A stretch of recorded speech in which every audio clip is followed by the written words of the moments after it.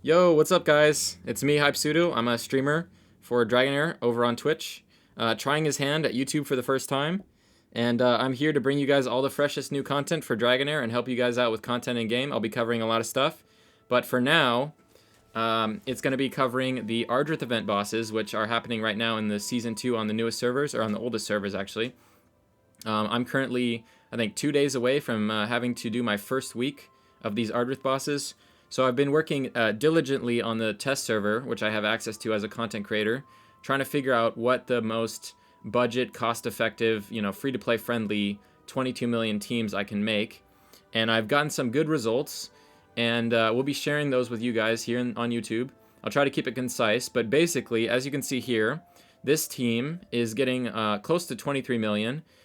With some breathing room to spare. I leveled up my guys to 95. Only one at 1 to 100 is the tank, and he probably doesn't need 100. He doesn't die in the fight.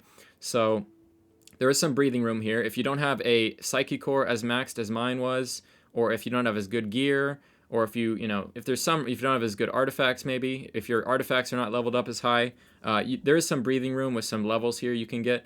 But so this team is with 2 epics, with Furbath and Iola, and 3 rares, Vani, Yagnats, and Hexandra. Everyone should have Hexandra. Most of you will have both of these rares, because rares are pretty common. By Season 2, you should have them. And then the epics, I hope you guys have these, but I think there might be some options. You could maybe replace Iola with Irina, and then just have to RNG the artifact that she's using, which is the Witch's Remains. This is the only legendary artifact. This gives us a lot more damage.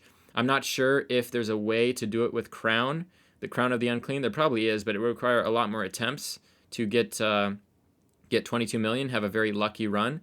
But that being said, this setup right here with this gear and this team at level 95 is able to get 22 million. And like I said, if you can get their levels up a bit more, you can get maybe a little better gear than I even have. I have some pretty good gear on the test server, but it's nowhere near perfect.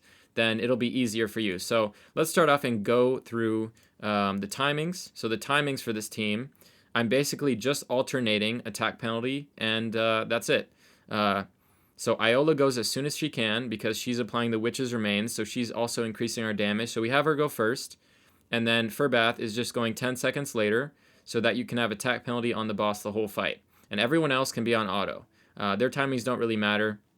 By default, Vani's already ulting at 12 seconds every 20, and Yagnats has a lower cooldown than other characters, so we just want to leave him on auto. We don't want to slow him down. And then Hexandra, her job is really just to heal the tank. The tank's the only one who's going to get hit on this team. So I'm gonna switch over to in-game now, and I'll show you guys the team in action, or at least how I have it set up. All right, so here's the boss music. So this is how I have it set up, the positioning. Furbath's going to run up here, and Talwer is only going to hit him. I have him in some resistance gear so that he doesn't get debuffed, because this boss does not increased damage. It has increased damage reduction for each debuff on enemies. So if our Furbath gets a bunch of debuffs on him, we will do less damage to the boss, and then we might run out of time without getting to 22 million. So it's important to have that resistance. It also avoids some bad debuffs like accuracy penalty, which would prevent him from landing his attack penalty, which is part of the reason he's able to survive for so long. So we have to build some resistance. I got basically 300 with mainly just the body armor and a negative rune, and then there's a few substats here and there, but the stats you're aiming for on him are just enough accuracy to land attack penalty, enough resist to resist the debuffs, and enough defense to heal himself. And then we're using Scarab as kind of like a safety net. If he gets low, he'll get the shield, and that will allow our Hexandra to get some time to heal him back to full. And then Hexandra we have in a healing set, and because this boss only does damage to the tank, no one else, we can afford to build her with a little bit of damage. I have like attack percentage, some enlightenment. This will increase her healing on the battle skill, but also looking for some damage stats, maybe some crit rate or something. I have attack percentage gloves on her. The runes, these are not the right ones right now, but you could go for like some attack runes. It doesn't really matter. Skill haste is nice because skill haste allows her to heal him more often.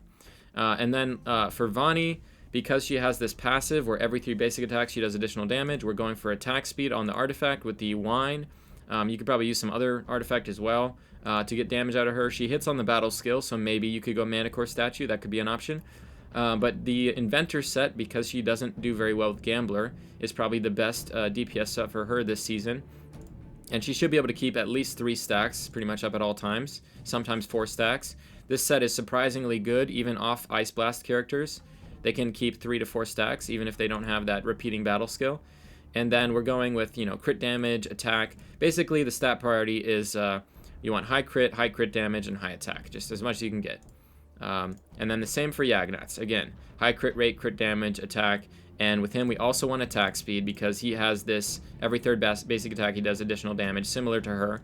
So we're going with the Horn of the Labyrinth. He has a very high attack speed, base attack speed. So he's able to keep this artifact fully stacked pretty much the whole fight. He's at 10 stacks, which is 30% more attack for almost the whole fight. So this artifact is really effective on him. And again, we're going, you know, crit damage rune, attack percentage body armor, crit rate gloves, etc.